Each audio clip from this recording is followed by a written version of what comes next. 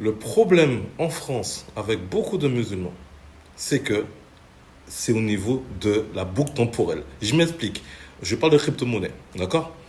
Des savants étaient des avis à l'époque sur Bitcoin. Tout à fait d'accord, et j'étais tout à fait d'accord parce que on ne savait pas. Mais depuis, de l'eau a coulé sur les ponts.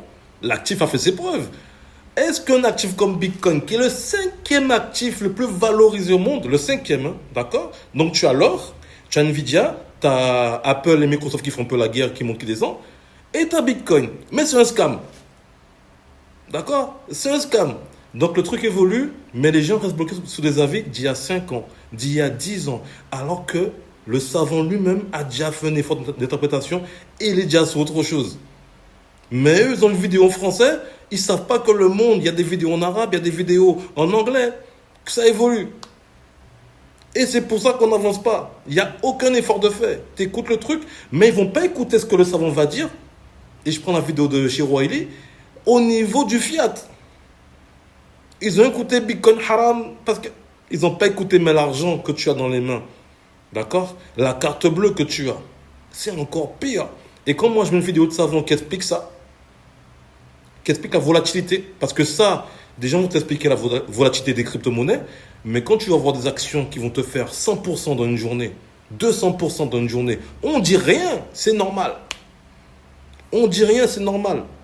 Ça arrive. Alors que la crypto-monnaie, c'est protégé, c'est transparent.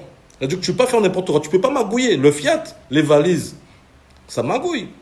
D'accord? 0,14 au niveau de tout ce qui est criminel au niveau des crypto-monnaies. Le fiat, c'est beaucoup plus. Si je ne me trompe pas, c'est plus de 5% d'activités criminelles, c'est le fiat. C'est même pas la crypto. On vous ment là-dessus. On vous a dit que la crypto-monnaie, c'est opaque. Il n'y a rien de plus transparent que la crypto-monnaie avec la technologie blockchain.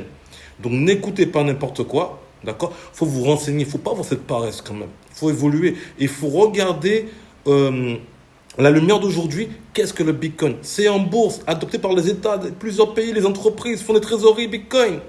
C'est en bourse.